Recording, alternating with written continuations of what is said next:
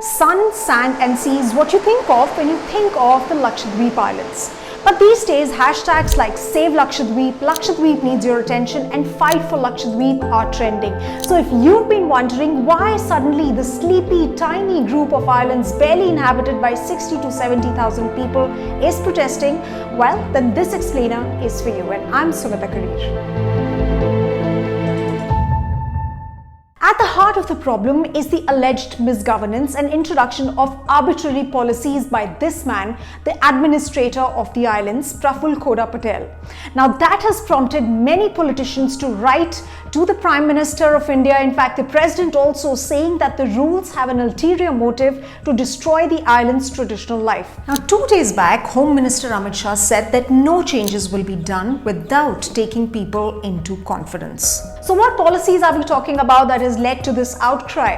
Well, Praful Patel has introduced sweeping changes in the state, allegedly without consultation with elected representatives. Number 1, beef ban. Now, beef ban allows for a ban on the slaughter of cows, bulls and bullocks, but Lakshadweep is traditionally beef eating. In fact, according to an NSSO survey, it tops in beef eating. Number 2, allowing functioning of liquor bars. Now, the government says that allowing liquor will give a push to tourism, but then Lakshadweep is Muslim majority and the islands are non-alcoholic zones.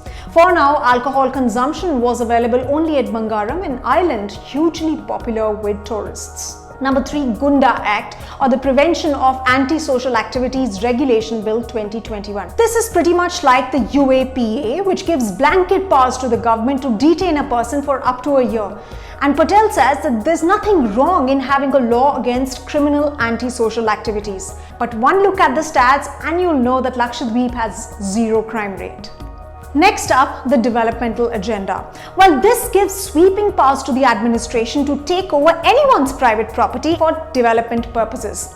Now, Patel says that he wants to build a smart city model there, but critics on the other side claim that this puts the islanders at the risk of eviction from their own homes. Moreover, the archipelago is made up of 36 islands and its entire surface area is only 32 square kilometers. Rampant and unchecked construction could very well eventually lead to threatening the ecological balance of the islands. Next up, two-child policy. Now, locals are panicked about this policy too, according to which a member of a panchayat can be disqualified if he has more than 2 kids. Well, if that were the case, then most politicians in our country would be disqualified already.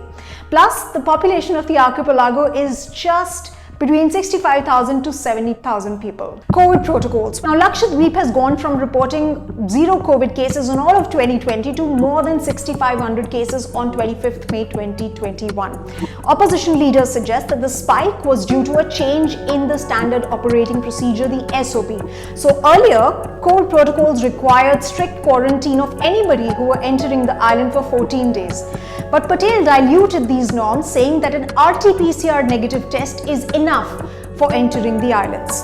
In fact, he also attributes the case spike to a spike in Kerala that has strong links with Lakshadweep. Now, because of these regulations, many casual and contract workers have allegedly lost their jobs due to the changing rules on the land. In fact, if you remember, this video went viral as well.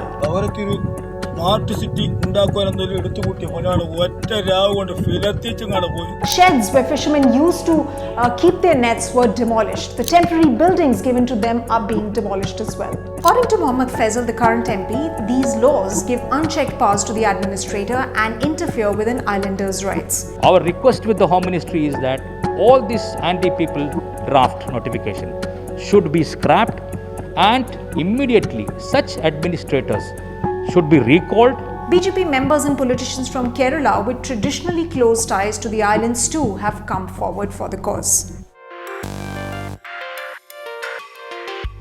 You must be wondering, who's this man, who's this politician behind these sweeping changes? So let's also first understand Lakshadweep's administration, and then I'll go to explaining you who is Praful Patel. Now, Lakshadweep Islands are a union territory, which basically means that they cannot have a legislative assembly. They cannot have a chief minister like other states do. So governance happens on 3 levels. An elected MP in Lok Sabha, currently there's Mohammad Faisal from the NCP. Number 2, local self-governance happens via panchayats, and then there's an administrator who's appointed by the President of India. Now this person manages the overall day-to-day governance of the islands, so in a way it's directly controlled by the centre. So before Praful Patel, the island's administrator was Dineshwar Sharma, an IPS officer. Unfortunately, he passed away in December 2020, and in came Praful Patel, who was also served as the Home Minister of Gujarat when Prime Minister Modi was the CM of the state. Usually, administrative power in UTs or Union Territories is given to a bureaucrat, an IAS or an IPS officer. But Patel is a politician. In fact, he was also in the news for driving a sitting MP to death by suicide. Now let's understand what Praful Patel has to say. So overall, Patel's defense centers around making Lakshadweep the Maldives of India. The tribals will benefit, women and poor should benefit, and hence they should not be anti-development, is what his stance is. But think about it, you'd also freak out if you lived under the fear of being evicted from your house anytime. Plus, a dialogue sustains a democracy, and all of these rules allegedly have been passed without consultation with the locals. Until now, the smallest union territory of India had been managing just fine. One of the lowest crime rates, second lowest poverty rate, 90% of land under forests. So what was the need of bringing these sweeping changes? Will Praful Patel budge? Why is BJP suddenly interested in Lakshadweep? Now these are some of the questions we're still seeking answers to. So let me know what you think of these questions that I just mentioned in the comment section below. This is Sumita Karir signing off.